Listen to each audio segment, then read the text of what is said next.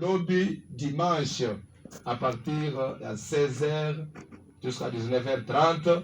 To bengi bana na Zambénios bazolanda biso de partout. Ngaba, Matete, Lemba, Kinshasa, Brazzaville, Matete partout là, na limité.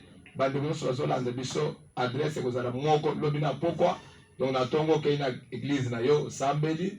Donc dès qu'il est 16h, aujourd'hui transport pour rejoindre biso na avenue Nzadi numéro 84 quartier Mateba la commune ya Ngaba. Référence Torobi Are Makaya la église wana méthodiste tango zokita wana. Donc Otoni Nzadi numéro 84 bakolakisa yo soko zouta na côté alimete bachangu ozika ka rond-point Ngaba yebisa bango bokitanga na Are Makaya. Une fois que tu n'as rien makaya, au comment en face na yo, mon école zawana, au tali na se, au comment on panzi na yo, étage zawana, kaka place wana nde ACV ya ezali, na 16h, tobandi masolo ya Nzambe. Opère un signe à ma faveur. Wana na zosi. Awa eza David, nde azosenge pa na Nzambe. Lelo David azasuste. Lelo toza David te, lelo komingai na yo, na oyo azolanda biso. Wazana besoin, aza coincé par rapport à ma problème, wazana kati ya kolekana na yango, afingami, acholami, azoto na ye Nzambe na yo azawapi. Yango asengisi. Nde asengisi we pa na Nzambe, nazana besoin ka mwetika la susu na ndenga ndoto te, na ndenga masapu te, na ndenga bilaka te, mais zeni wezalaki zeni po ebota mwana po ete tendesi. Ok, wana nanga na kozala luki ponga na zape na besoin ya si. Vraiment oza nanga na Nzadi bande ko nyonso ya Nzadi lobi tozokuta numéro 9 de l'équipe yo polingaka oyoka kanga mupanzi nyonso na TVH na kozala lobi na Nzadi combien?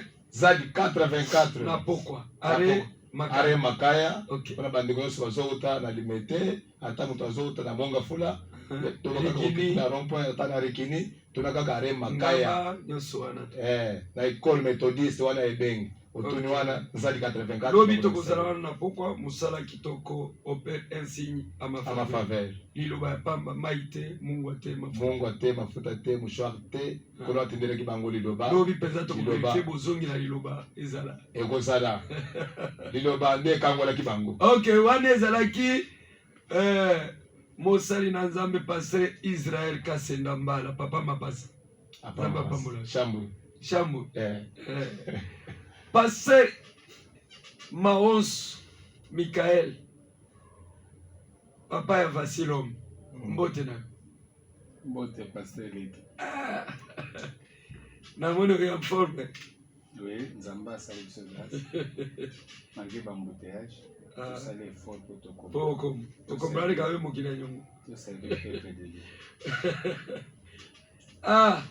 pasteur Michael Maunso mobile ma mester kopesa kwa mester mbote nazopesa mbote bisika azali na bana ne nyonso osenga yinga nde na senga nayebi kaza mwana napesi mama Esther mbote napesi bandeko nyonso basi bazali mbote makasi meme papa chauffeur oyo tomemanga sikoyo kasiko oyo amemenga sikoyo mpona ipene alobi azolanda biso mpe na radio Nzambe apambola akanisi mingi boni église ça va Nzamba azosala biso grâce sala eza kuna oui tozoparle sur la délivrance tozotalisa que premièrement bana Nzambe nde baza na droit de délivrance et puis tozoluka délivrance contre quoi? Tozoluka délivrance premièrement contre nos origines. Origine à motu nyonso eza déterminée à partir de naissance au botani, c'est-à-dire eza inévitable que mutu na mokili azala na problème à origine te. Topesaki ndakisa ya Jean chapitre 11 verset 43-44 Yesu azoloba Lazare sort, Lazare abimi mais bazokuta Lazare aza lié soki oki otala Lazare azalaki lié parce que famille to pe origine na ye eliaka bato soki bakufi Yesu mpe ntango akufaki lokola aza juif babandaki ye mais ntango ye asekwi lokola aza Nzambe atikeli bango balinge nyonso pembeni mais oyo ya Lazare Yesu apesi mitindo na église que soki nabengi moto abiki il faut bolandela deuxième étape eza sa délivrance nde loko tozo expliquer peuple de Dieu tolandela yango la fois prochaine que bana Nzambe nde baza na droit ya délivrance makambo ifandi wana seke oyo aza mwana Nzambe te aza na droit ya délivrance bayebisaki bango bilei ya bana bapesaka pa bambwate bon nasuki kawa wana tokolandela yango mokolo mosusu merci mituna mpe ekozala ngai bango baliaka bamiete baliaka bamiete mais alie kaka na mesa moto alie kaka prise de suka, prise de finition. Quant à nous, la main droite de Dieu, lobby tozaki na moi service moko munene. Po tozo clôturer lobby okine mungongo ekei. Wana na avenue Toyokana numéro 26 na Yolo Sud na commune ya Kalamu entre Capella et Mompono. Avenue Toyokana juste na boulangerie pe maternité ezawana avenue Toyokana numéro 26 au Komi à partir à 9h toujours 6 à Moussala Malamo Tozoroba. Il n'y a plus de condamnation pour ceux qui sont en Jésus. Romains 8 à partir à verset 1. Soko yebete dans Christ ozolela ba maladie makambo mikakatano Nzambe apesi provision wana na ngambo na biso ke tolobela ngo na momawe. Tango Nzambe atiaka liloba moko na katikati ya munoko ya mombu na ye yebaka pe accompagner kango na ba signe ba prodige pe ba miracle bateme nyonso elobami kolandisa bana likambo za na yango okobenga biso na nsima pour le moment okobenga biso na 081 062 34 43 en même temps Céline na biso ya ngaki kuna na plaza pembeni ya centre ya ba catholique avenue ngaki numéro 18 tozala musala na poko alelo pe lobby nde tokokende clôturer elongo na mwana na biso mayo okomi wana na ngaki numéro 18 na plaza na église la main droite de Dieu tozala musala na pokwa oyo pe pokwa ya dimanche oza wana na Kinkol Campen bisika nyonso wana BAT Nzambe apambola bino pourquoi pas na PCP ndeko na biso aza na BAT wana mbote vraiment ya mingi na église mobimba abe vraiment Nzambe apambolo moko alelo tonge tozala na bino mais je crois peut-être bakobenga na sima topesi numéro lisusu 081 062 34 43 Pasteur Michael Maoson tozala continuer na likambo tozalaki na yango la fois passée à la lumière de l'écriture on a kolobarabara na Nzambe sur le ministère de la femme toyokaki mosali moko ya Nzambe akei kobenga biso pour différencier le mystère et le ministère. Pasteur Michael Maoson. Je pense que quand il veut parler de mystère, mystère est mabombami. C'est quelque chose où ils ont caché, où ils ont comprendre, ce sont des mystères yanzambe d'engezala. Tandis que quand il parle de ministère, ministère ils ont tâche, ils ont mukumba. Et tozana ba ministère où ils ont local, na mukumba batu bazozo pe na kati na église. Et tozana ba ministère où ils ont universel, c'est-à-dire ministère. Voilà, kuna féminin zate.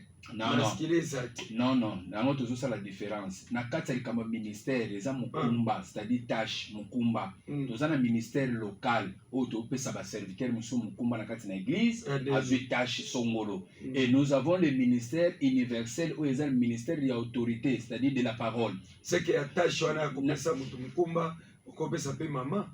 Na kata la tâche ba mama bazana mikumba pe bazana église. Siki ba mama ba musu bazana diaconesse. Non, na kata ministère de la parole, moi ça zana mukumba place wana te. C'est-à-dire faut parler de 5 ministères. Kata 5 ministères de la parole, moi ça zana mukumba kuna te. De l'Ancien Testament au Nouveau Testament. Mais na ba kata na ba tâche mukumba o mutazozo na kata na église. Basi bazana ba mukumbo pe bazui na oeze église locale. C'est ça. Yango wana place ngesa la moi trouble moko boy non. Eza to limbo la pena lingala eza mukumba. Siko mukumba oyo nzamba zo pesa ya kokamba église. C'est ça la différence. Ba pesa onka mibali. Ba cité. Bon, du fait des attaches na kati église. Obi pe ba kopesa ba benye pe ministre na tâche wana. Je pense que l'autre fois, na mekaye ko soulever place moko ya kotali sake na acte des apôtres Philippe a baptisé batu. Nzamba désordre te. Philippe a baptisé malgré Philippe ko baptisé batu. Batu ba yamba ki Saint-Esprit te. Mais pourquoi ba yamba Saint-Esprit te? Pourquoi? Na mukumba nzamba pesi na kati na église. Seul le ministre de Dieu nde azana mukumba wana ke place ya azoteya nzamba ko okitsa Saint-Esprit soit atie maboko na likola mutu nde mutayambi Saint-Esprit biloko nyonso na nobeli yango mami na Mikael na moment wana Saint-Esprit azaki déjà sekiti tango nani tango Philippe azoteya wapi na Actes des Apôtres azana chapitre 8 Saint-Esprit si essayé mais boyeli Philippe lobi pas question Philippe a des ordres des actes pas question azalaki mobali mais pour mona que limite za pour lobi que est-ce que limite ezali et ko lobake moi ça za na ministère ministère de la parole eza pona mibali to solo lango bien ndenge bato bazolo na biso na radio siko to za na radio oyo ya Voici l'homme to solo ba makambo eza selon retour ya parole. Non, selon la parole, retour à la parole. Donc, au biso toko déposa wa ezakaka lilobanzam. Ce qui va tout le baki se batu bazana ba preuve. De l'Ancien Testament, Nouveau Testament. Na pesi ni ndenge tozolo bao. Lokola la fa passer ba ndeko ba pesaki. Oyebi l'autre fois, pasteur Joël a tombé quelqu'un qui na téléphone. A dit bon laksani, binonde bozala sauver, bon laksani. Ngamu tunazaki na police de débat. Mais c'est ça ngam na yambaki après mission. Ezaka façon na. Eza façon le batte pas katenga na téléphone yo yo kagité. Eza façon. Siko tozo senga prophète Joël. Ayati. Toko solo lawa. Alaksango na Bible. De l'Ancien Testament, Nouveau Testament. Moi ça fana na sacerdoce place ni. Eza te papa. Ngana ko démontrer wati na Nouveau Testament. Place Yesu ya zoloba likambo moi siku nezate. Mais basi bango bafandi. Bafandi na Nouveau Testament. Bafandi wapi? Na ministère ni. Ba bishop bazali. Baza place ni. Bazali. Na zolo bela Bible. Ngana lo bela Congo te. Na zolo bela Bible. Avant Congo ya ba mama nyonso bozo beta masolo. Bible déjà ba institué ki makambo avant même bamba botam. Ya 2000 ans ba Pierre bateya makambo. Ya 2000 ans Yesu azo révélé ba Jean. Na il département pour nous tali ça y est que l'obel l'église oy bazo salere ribo pona ni et tango baza s'adresser bazo na ange de l'église ba ange wana ange azana image ya mobali ange azana image ya mosité ange azana na image ya mobali bazo ba mibalo bazo kama ba église ange azali esprit esprit mais nzamba azana azape esprit mayaka na image. Merci pasteur Mikael Manso na moni yango na tuna ko na moni vraiment yoye na kepa ya pasteur Israël Kasenambala peut-être okozala na opinion mon côté pasteur Israël Kasenambala toyoki tozolo bela pour la ministère de la femme pasteur Mikael oyoki ndenge ya lobi abi ko banda Ancien Testament et Nouveau Testament to mona moi cité afani na ministère d'autorité papa siko par rapport na tango to komina ngo ezata ya grâce pasteur Israël tomoni pe ba mama bazo sala misala oyo ezosunga bana na Nzambe baza pe na ba responsabilité minene oli lobo ezali ke bato ba comprendre po bazongles pa na Nzambe est-ce que bino bondimete na ndenge bozol kaboye mama moko apotika pe église alobi ete bolobeli ye solo soit bosala ba sentiment na bino habite ke ba bana na Nzambe na tika ba koma libre ngai pe na koma libre. Pasteur Israël Kasenambala. Merci beaucoup pasteur Luc Lombo Ramazani. Besoin na biso ezali moto azalaki na kati na rere a se repentir po ete lobiko na ye ezala moto ya makasi liboso na Yawe Nzambe. En tout cas, nakoki koloba ke en part toko mema na interdiction ya ntoma na biso oyo Nzambe atindaki pour les païens. Okoyoka toujours na 1 Timothée chapitre 2. Soki na ko banda na moi likolo à partir du verset 5. Il y a un seul Dieu et aussi un seul médiateur entre Dieu et les hommes, Jésus-Christ, homme, qui s'est donné lui-même en rançon pour tous. C'est là le témoignage rendu à son propre temps et pour lequel j'ai été établi prédicateur et apôtre. Et dit ceci: j'ai dit la vérité, je ne mens pas. Pourquoi il doit dire la vérité? Parce qu'il est chargé pour instruire les païens dans la foi et la vérité. Alors Thomas Paul, en tant que chargé pour nous instruire, nous qui étaient les païens, de Zambé ya lol oya pesie charge aye ko ebise yebo. Je veux que les femmes vêtues d'une manière décente, épidères et modestie, ne se séparent ni de tresses, ni d'or, ni de perles, ni d'habits somptueux. Et je vais aller juste rapidement à verset 11. Que la femme écoute l'instruction en silence, avec une entière soumission. Je ne permets pas à la femme d'enseigner, ni de prendre de l'autorité sur l'homme, mais elle doit demeurer dans le silence. Devant la parole de Dieu, il n'y a pas de débat. Et c'est qu'il faut se soumettre. Parce que, oyoki biso d'abord tozaki ba païen, tozaki libanda ya masolo oyo. Mais Nzambe na grâce na ye, aye kosala ke akotisa biso pe na katikati na likambo oyo.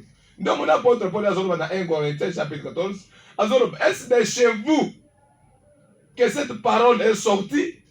Soki lelo boko chantem. Soki komi na ba niveau ya kopesa ba question ndenge wana, ça dit qu'il y a déjà opposition moko spirituelle, Oui, oui. par rapport à Batouana, na bisale na bango bele ko s'opposer na parole de Dieu. Voilà. Na le est-ce que ça est pas na bino qu'elle est parvenue, celle qu'elle est parvenue.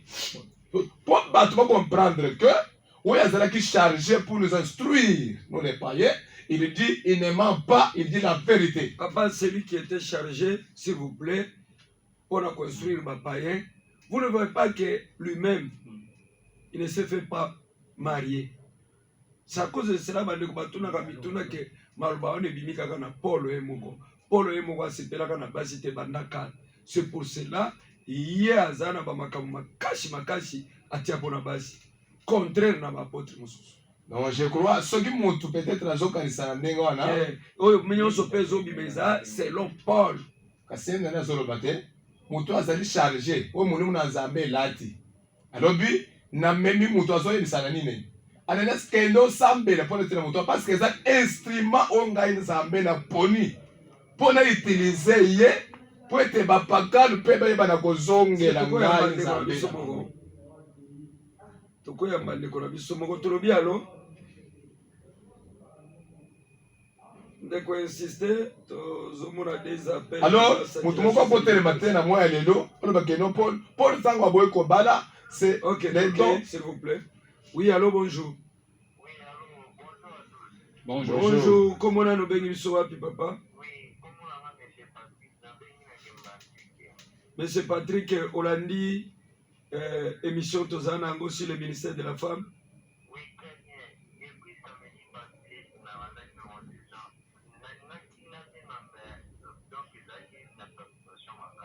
Ok, contribution à eux. Selon la parole de Dieu.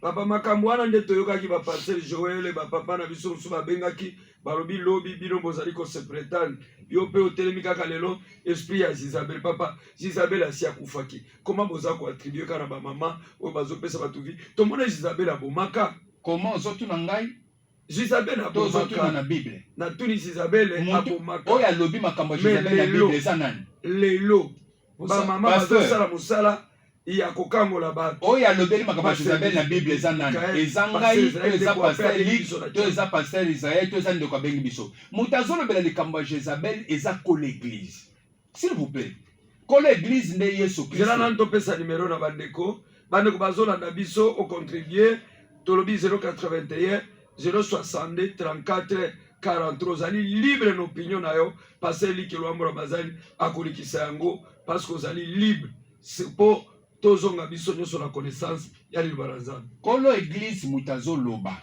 azopesa cette prophétie na ba église wana azoyebisa Jean pour akoma ngo mais azokoma na église mosusu ndeko mosusu tolobi alo bonjour comment na nobengi biso wapi ndeko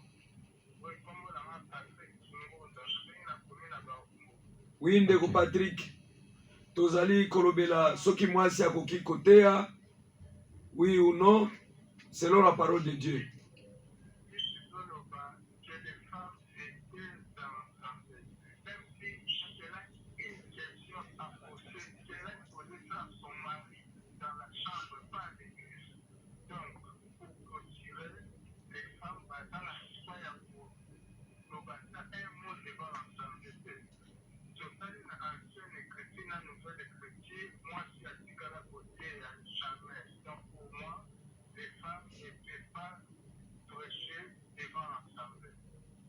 Merci ndeko kuna Merci na beaucoup. barumbu. Tolobi numéro na biso ezali 081 062 34 43 mutu aza na opinion na ye akopesa papa Israël mwasi ndenge ndeko Patrick auti koloba azata na emwa akoloba te mais tango basi baprofetizaka bofandaka mpe kimia na église tango basi bayembaka bazwelisa bino mpe kulumuka tofanda na se kozofanda na se wana eza emo babimisaka te. Merci beaucoup, Pasteur Luc Ramazan. Nous sommes en train de parler sur le fonctionnement ministériel. Nawe Italie, ministère d'autorité, tout ça clair. Et ça n'a pas don, oyo Nzambe, à Sopi, na nguya na Mulimu Santo, pour être servir l'église, pour l'édification de l'église. Na yango, bako koyemba, na yango soki ezali moma ya kosakola ke Mulimu na Nzambe rapport à likabu oyo Mulimu na Nzambe apesi ye ya kosakola bakopesa parole à sakoli Dans l'église mais à cause autorité te mais à côté mpona koteya te mais azosakola parce que nazotanga na bible na actes des apôtres mpo nazolobaka akendaki na ndako ya Philippe akutaki na ndako na ye basi mibale bana basi mibale ya vierge bazosakola ozomona. Donc place wana ndenge bazalaki kosala makambo na Nzambe eza permis akopesa lisakoli akoki koyemba loyembo mpona koyembela Nzambe na place kote wana problème eza te. Mais en ce qui concerne aucun église, aux autorités de l'église, maman a télé, agomi azoteya, azopambola bato, donc tout ça est interdit. Formellement interdit. ezali interdit bandeko posa na ngana kati ya émission oyo ezali ata mutu moko azongela Nzambe. Un jour po Bible elobi ba prédicateur bokosambisama makasi. Pasteur Michael bato oyo pasteur lokola yo mama nde abimisi ye. Mama bishop nde abimisi ye akonsakra ye mwana na ye lelo akomi pasteur bino mpe bokosangana na Aza consacré te. bokosangana na ye Aza musali ya Nzambe te. Aza pe pasteur te, aza pe na église Pour te. bandele na ye na no zéro. Soki sikoyo azwi grâce ya kocomprendre biso c'est que fois ya tobanda ne ya zéro. Soki apele ya solo ezali akozwa nzela ya Nzambe ya solo. Allô? Oui, comment on a nommé Misson? Oui, papa Dani.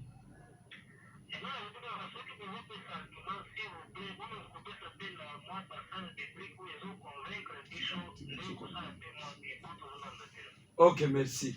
Pasteur Michael, premier passage biblique.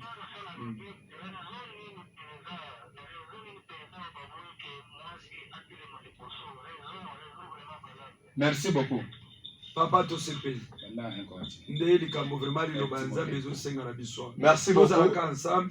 Bande komusu balandi On biso. répondre place wana. Tolobi 081 062 34 43. Raison nini penza bozoboyela basi basi baoloba bien. Non, basi Bible baopamola ba- Bible ndezoboye. Bible Ok, ezoboye. zala bon. Merci. Ok. Merci beaucoup. Awa yo botozoloba Bible moto Merci. asima. Toyebisa ndeko abanda d'abord na 1 Timothée Apesi chapitre bino terre Deux. kopesa bakomi na Merci. Nzambe ndenge esengami akobanda na basi aza na besoin ya lumière nde tokoloba awa akobanda à partir ya premier verset azokita ti asilisa 15. na verset zongela 15. lisusu Ok. mukanya 1 Timothée, Timothée chapitre chapitre 2 1 à 15. premier verset jusqu'au Un tina suka. 15e verset. Limbola mosiko. loba ata moke Loba mosiko papa. Alors, Place esengeli hein. Place ya liboso eza na verset 12. Ok. Je ne permets pas à la femme d'enseigner ni de prendre de l'autorité sur La l'homme, raison yango wana. mais elle doit demeurer dans le silence. Ok. On donne le temps de raison. Ah. Car Adam a été formé le premier, et Ève ensuite. Et ce n'est pas Adam qui a été séduit, c'est la femme qui, séduite, s'est rendue coupable de transgression. c'est que lelo mama Elle sera néanmoins sauvée. En devenant mère. Pe à séduire bato nyonso azala na bango selon l'esprit ya parole. Vous savez que les femmes et ceux qui tous makambo ya Isabelle, pas seulement pour être na koboma na nzoto boye, eza bato moko baza facile ya koderoute bato par leur esprit d'abord.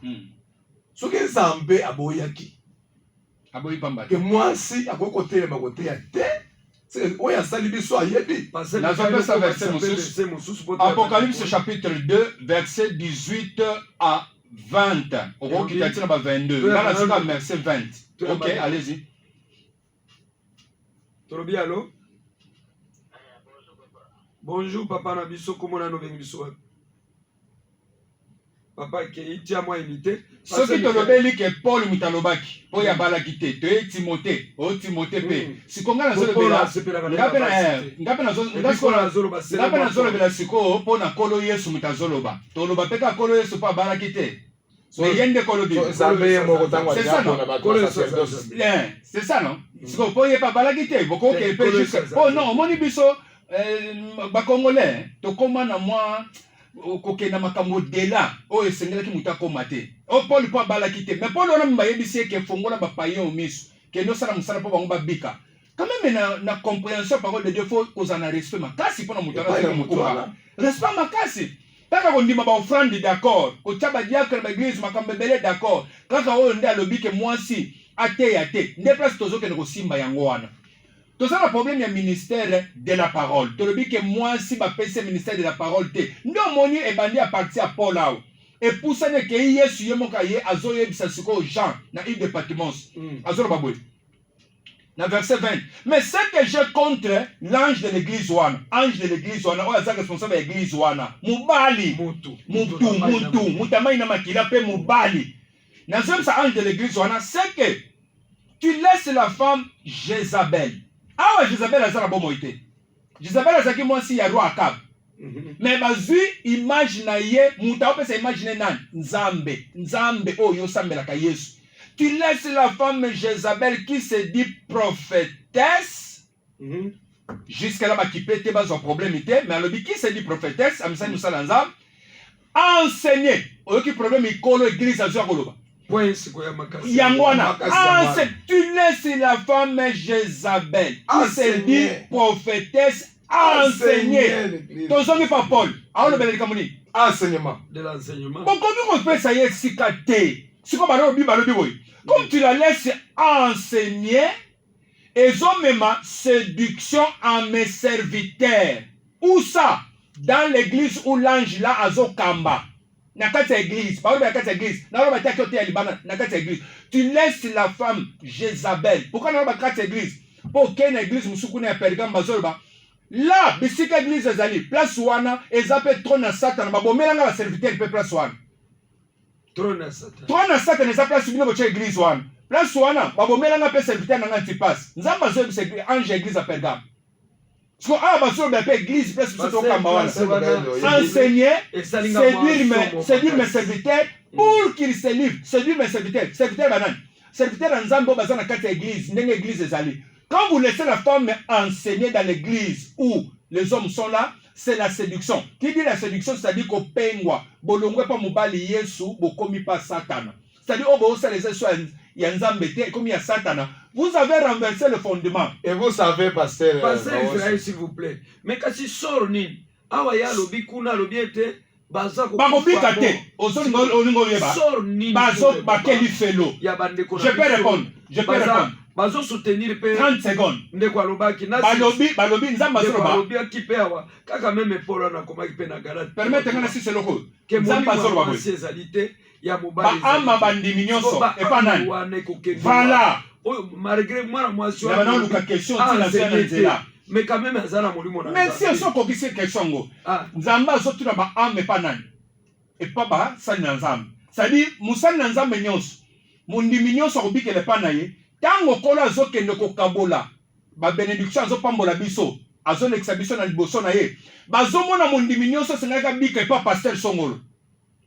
Oh mama oyo azwa mokumbo te bomoni na bino sikopa nani bobiki le salaire est individuel et pas pasteur Songolo na ndako na bino te nde ozwi le salaire est individuel il faut mutu moko akutaniso na Yesu. Et d'ailleurs, et mutu wana aza mosala nzamba mobali yoka ndeko bongo pasteur Israël intervenir. Oui, allô ndeko. Oui, papa Jean Langil. Merci beaucoup, pasteur. Apa mola bango, papa Jean, ozana bango opinion moko. Ah.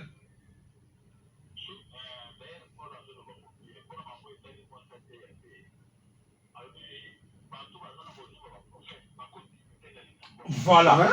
Ah bon? Voilà. Là, ça on va discuter.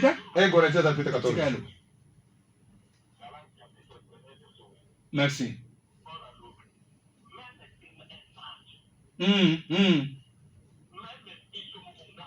Merci mosala nzambe. Bondi mayete. Alléluia. Papa Jean okei avant. Merci Papa Jean. balobaki na Papa Jean ke nazotika bandeko Merci. baza kolakela bandeko mosusu mabe bazokanisa kaka ondire kaka bango nde bakokota lola yo mpo touche deja balaka mabe yango tozotuna soro ya bandeko na biso Papa Jean soko okotia lisusu unité bandeko nyonso bana basi bazoteya bango babunga kaka boye nzambe ya mawa nzambe ya bolingo azali te pase Israel Kasenda bana Lokola Sori ya mwasi. bandeko oyo eyebani déjà. nzambe azali Bible ezoba que mon père Olonga mérite mosika parce vous que que le manque de la commettez connaissance. l'iniquité. Na moment connaissance ezali mise au portée à tout le monde nde tozolobawa tozopesa énergie po ete bato wana babikisama. Mais parfois nde nauti koyebiso semaine passée ke bandeko mosusu bakomi lokola bandeko ya Efese lere Paulo atelemi azolobela bato makambo ya Nzambe ya solo bato ya industrie wana balobi industrie ya diane na biso Voilà, ingebeba. ekobeba biso tokozala lisu na eloko te kefe nde bato omoni mingongo mpona koampeshe ke bato wana bakenda zala lobiko te. omoni nde makambo ozoloba bamalédiction oyo olia kolakisa nano ndenge bible ezokende yango tomoni papa na biso rtvs 1 ndeko na biso joel lelo bakoti te parceke bino bakokota te baza na verset ata moko te deva bandimi na bango papa or bango bazolakisa bino mpe bakota total. Vous savez, 081 Pesa numéro. 060 Papa Joël akota 34 43 081 ye mtasi lumière akota lisu na tembeleli 34 43 bozongi na kati ya liloba bandeko mpe bazali koapuye ministère de la femme brema benga ozongisa biso na katikati ya liloba pour que bana nzambe basunga oyebi paster na biso ya semaine passée azotuna soki église oyo bato mwasi oyo bazolobela wana aza mwasi ya ndenge nini. Vous savez, c'est tout ce qu'on a dit à moi, il y a des appels question. Oui, oh, ça va. C'est pas même moi ça ndenge moi ça comme église. Oui. Aina me on ça c'est église. On a sens, il y a église. Donc le moi ça ndenge oyo azali na ndaki. Moi ça ndenge oyo azali na ndaki. Moi c'est comme église ezali, et moi c'est comme moi c'est na ndako ezali. Oui.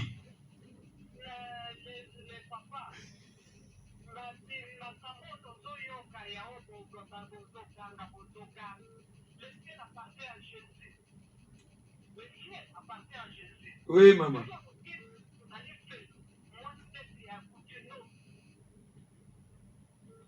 Papa. Why? Mutuna yango wana mama tie unité na bana ko senga bino moko ba mama bolo ba. Biso to boy ko tanga l'église opimé yende azo pesa. Ya ye opinion. Mama na biso benga lisusu okomona tokei wana okomona nazozongela mutuna la fa passé okomona nazozongela mutuna la fa passé Michael botikela nga peta mituna quand même ezayanga loba papa ba auditeur nanga bazotuna nga mituna botika quand même na commission loba papa loba quand on parle de la femme c'est l'église oui ou non balobi église eza mwasi ndenge mosala nzambe abengaki la fa passé Jésus qui est époux et l'église c'est l'épouse de Jésus-Christ. C'est même tango yo pe oteyaka ozalaka mwasi. OK. Tokeka na tango yo pe oteyaka ozalaka mwasi. Après tout comme ata ba mama musu nyonso bazoteya bino nyonso baza basi le Saint Jésus ndaza mobali. C'est ça qui a été la question qui a passé la femme. Merci. Toi mananu mama na biso je crois tie unité. OK. Oui allô. Oui allô comment on a maman na zonga. Oui, ndeko Fabrice. Oh. Ndeko Fabrice kasi sala ba bolo ba confusion. Minute moko moko to ba ko soke je pense que kotanga balobi ba moni ba mama musu baza ko biso to ka kombote. OK. Na be na lobi ko OK. Ya ko nazolo baboy. Bato nyonso na ka ba ko bunga. Nazolo. Ape balobi église bino nyonso za basi na yo mwasi na mwasi. C'est Jésus qui est l'époux. Minute moko passé Michael, na pe minute moko boy. Na tiro minute. Toza église épouse ya Yesu. Mais épouse wana na kati ya ba rétribution ya ba charge oyo kola pesi sko na kati ya église wana comme épouse. Mwasi comme mutu azali, mobali pe comme mutu azali, bana pe comme bato bazali. Et na ndenge nzamba pesi mukumba mobali azana mukumba ya ministère de l'autorité. Awa nazolo bela na Apocalypse. Bazolo ba bien. Balbi qui laisse la femme Jézabel enseigner. Le problème est à enseigner. Balobi te ka telemi à prophétiser. Balobi te ka telemi azoyema. Non, balobi okangi botiki enseigner. Donc problème yango wana. Ba pekisi ministère moi ça ko telema te ka azana ministère zo kamba non. Ba pekisi moi ça pekisi yes merci Pasteur Michael. Basi nyonso baosalango bakobika te. Biso na bakobika te. Balobi bozo semer confusion dans l'évangile. Atanga na confusion te. Nazana besoin na ndeko wana kono tanga na biso ekomi déjà. OK. Azo 1 Corinthiens chapitre 14 abana verset 33 kino verset 38. Donc tozana besoin ko éclairer le peuple de Dieu. Toye pour nous semer confusion. Toye pour nous confusion ba ça me pas na bango. Comme ça me dit avec la biso.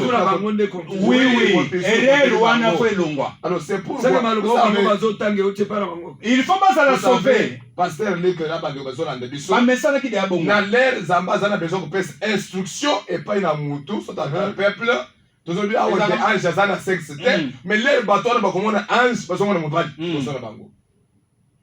C'est-à-dire, mais c'est ça. Un envoyé de Dieu chargé d'instruction, il doit être un homme, pas une femme.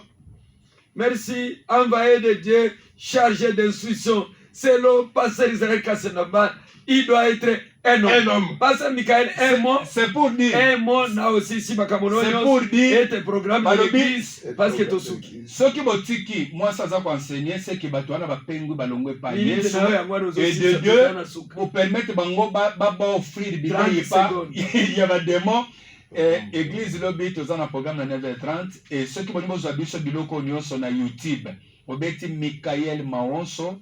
Okomo na biso na YouTube pe église eza na avenue Mongata numéro 11 na Mombele commune na Limete. Merci beaucoup. Numéro 11 Mongata numéro na téléphone eza 089 85 54 333 089 85 54 333 YouTube Michael Maonso. Merci Pasteur Michael, à la prochaine. Pasteur Israël Kassenambala Chamboui, Mukambi Assemblée chrétienne des frères adorateurs ACVA. L'obito Zalina adresse comme on a poko à partir de 16h, rencontre avec Dieu, na un grand thème, opère un signe à ma faveur. Zadi numéro 84, quartier Mateba, juste na Aré Makaya, Sokozana bypass. Olingo Bunga, soit Olingo contacté biso 085 274 56 21 085 274 56 21 téléphone na biso. Merci bande ko na biso tomoni ba appel mais ngonga ezali ngonga samedi prochain kaka na 14h tokokutana na même numéro biso tokutana obengi même otiki kombo même poto ya kokutana na numéro ka moko oyo 081 062 34 43. Ba pasteur nyonso ya mek na ba nyonso balingi kopusana na bozongi na liloba tukuta